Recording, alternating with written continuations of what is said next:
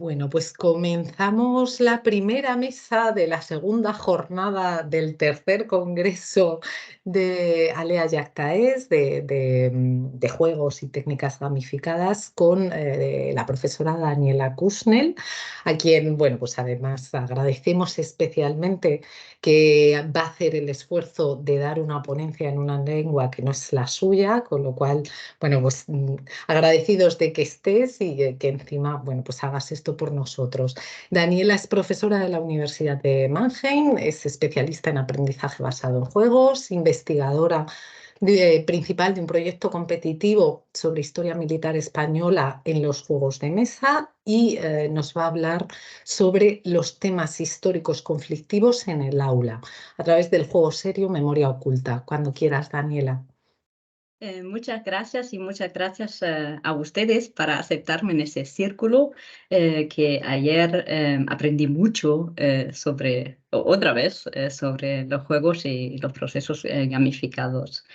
Am, es un plazo común que se considera la literatura, el cine y también el cómic como medios importantes para la construcción de la memoria, de las memorias culturales y sociales, para divulgar conocimientos históricos y también para recuperar las memorias históricas, incluso traumáticas.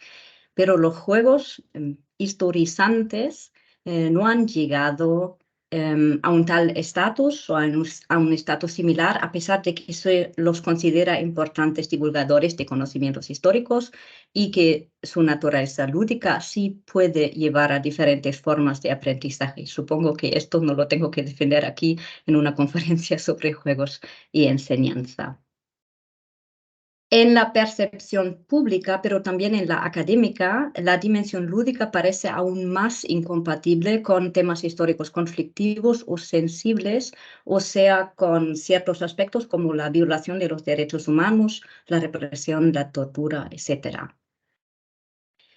Enseñar temas históricos y sociales a través de los juegos es necesariamente también encontrar vías para tematizar esa cara fea de la historia y, en mi opinión, no es una solución descartar toda reflexión desagradable, por ejemplo, sobre las responsabilidades de los antiguos dictadores, como pasa en la mayoría de los juegos sobre la Guerra Civil Española, o de omitir toda representación y referencia a los campos de concentración en un juego sobre la Segunda Guerra Mundial. Señala, por ejemplo, el crítico de videojuegos Tom Schott que ocultar los crímenes de los nacionalsocialistas y marginalizar a sus víctimas es también una forma de revisionismo histórico. En general, según Eugen Pfister, que es experto en la representación del Holocausto en los videojuegos, los juegos historizantes tienden a fingir autenticidad imitando y simulando con diligencia los procesos militares. Pero, según la sensibilidad del tema, no simulan los auténticos trasfondos ni las consecuencias políticas y morales. Pero las cosas cambian.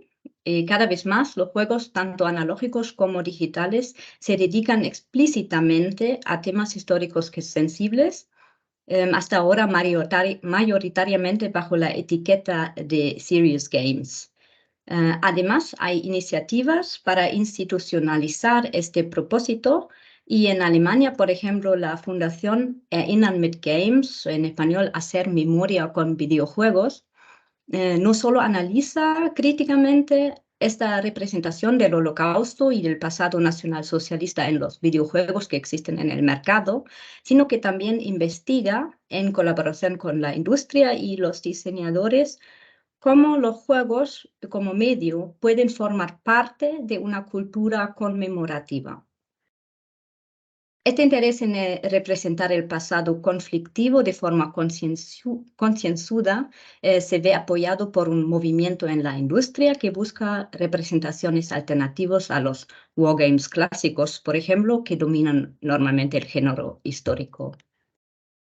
Lo demuestran casos como el juego de cartas Le Poilu, donde los jugadores deben cooperar y así sobrevivir en las trincheras de la Primera Guerra Mundial, o el juego This War of Mine, también cooperativo, que narra la guerra desde la perspectiva de los civiles.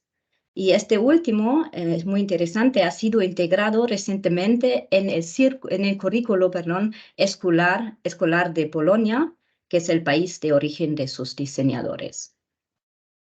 Sin embargo, sigue siendo inusual tratar directamente el tema de la violación de los derechos humanos, que marcan muchos de los conflictos armados, sean guerras civiles seguidas por dictaduras o dictaduras cívico-militares, donde se intenta mantener el orden del régimen por el terrorismo de Estado. Y inventar juegos serios para enseñar sobre estos temas en el aula debe ser un trabajo que se realiza en una colaboración entre el mundo académico, los museos y memoriales y la industria.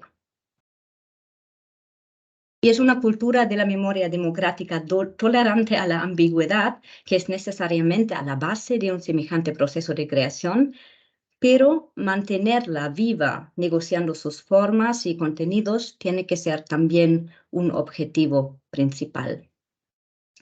En comparación con los medios más lineales, sabemos que un juego puede fomentar esta negociación de lo individual y de lo colectivo de la memoria histórica, ya que, y cito, la persona usuaria es la protagonista de su aprendizaje, interactúa con los contenidos y propone sus propias ideas y puntos de vista.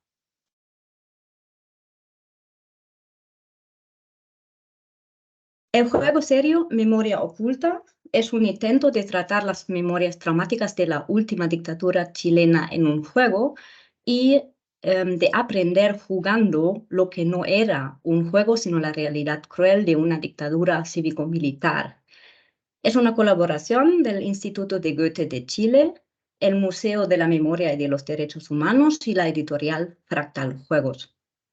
Y memoria oculta se define como, cito, una invitación a escuchar sobre las violaciones a los derechos humanos cometidos por el Estado de Chile entre 1973 y 1990, a conocer Santiago a través de sus recuerdos, reflexionar a través de sus voces e historia.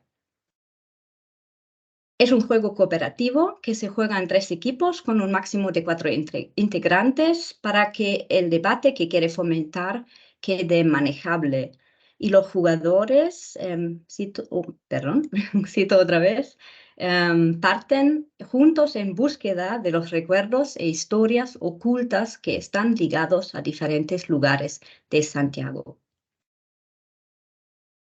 Eso significa que mediante mecánicas muy simples, que son lances del dado de 3 colores y desplazamientos correspondientes del peón, los equipos avanzan por el tablero, que es una representación artística de un mapa de Santiago de Chile. Hago hincapié en ese hecho de que no se trata de un mapa auténtico, porque el diseño del juego parece distanciarse mediante el material abstracto del tema que tiene una gran carga afectiva.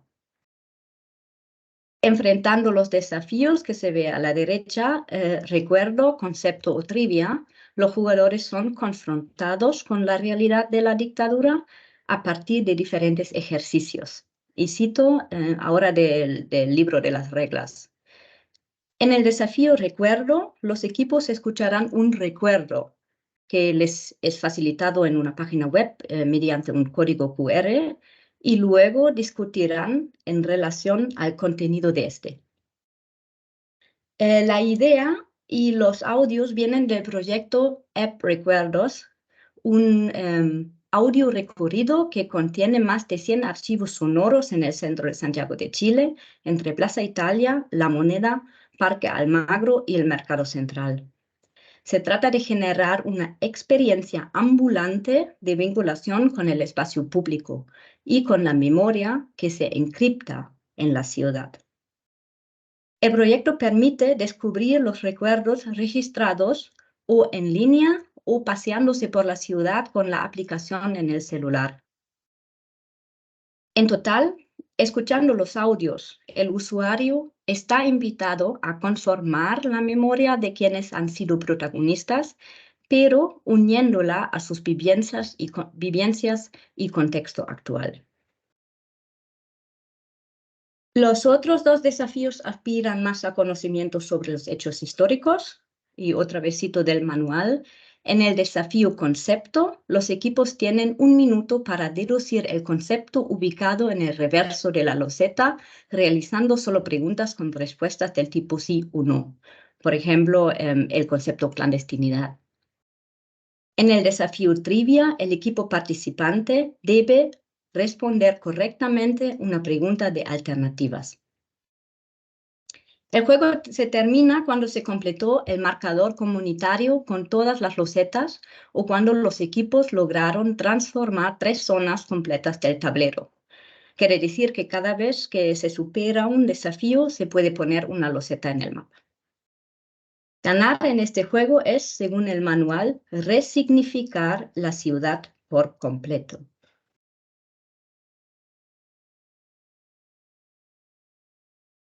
El juego oscila constantemente entre proximidad afectiva y distancia en el sentido de información y conocimientos abstractos.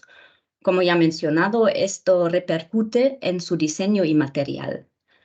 Los desafíos trivia y concepto invitan a conocimientos abstractos, mientras que el desafío recuerdo no solo aplica una dimensión afectiva al escuchar los testimonios, sino que requiere también realizar interpretaciones por parte de los jugadores y apelando así a los recuerdos individuales de estos.